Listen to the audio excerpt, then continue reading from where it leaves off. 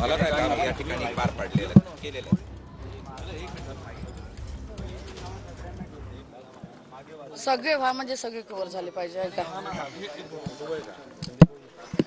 आज 19 एप्रिल महाराष्ट्रातील पहिल्या टप्प्याचं मतदान आज आहे आणि माझ्यासाठी अत्यंत आनंदाचा दिवस आहे आणि सोबत दुःखाचा देखील, कारण माझे पती दिवंगत खासदार बाळूभाऊ धानोरकर आणि मी दरवर्षी या लोकमान्य शाळेच्या बूथवरती जोडीनं मतदान करायला यायचो, पण आज त्यांची कमी मला प्रत्येक क्षणोक्षणी जाणवत आहे।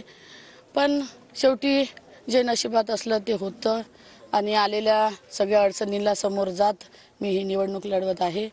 आज खऱ्या अर्थानं या देशात हा लोकशाहीचा उत्सव आहे आणि या उत्सवात आपण सगळ्यांनी सामील व्हायचं आवाहन मी करत आहे। आज भारतरत्न डॉक्टर बाबासाहेब आंबेडकरांनी जे संविधान दिलं, संविधानामुळे आपल्याला जो मतदानाचा अधिकार दिला, तो अधिकार आपण सगळ्यांनी बजावला पाहिजे आणि खऱ्या अर्थानं संविधानाचा आणि लोकशाहीचा सन्मान आपण सगळ्यांनी केला पाहिजे। मतदानाचा अधिकार बजावून लोकशाही जिवंत ठेवायचं, संविधान जिवंत ठेवण्याचं काम आपण सगळ्यांनी केलं पाहिजे।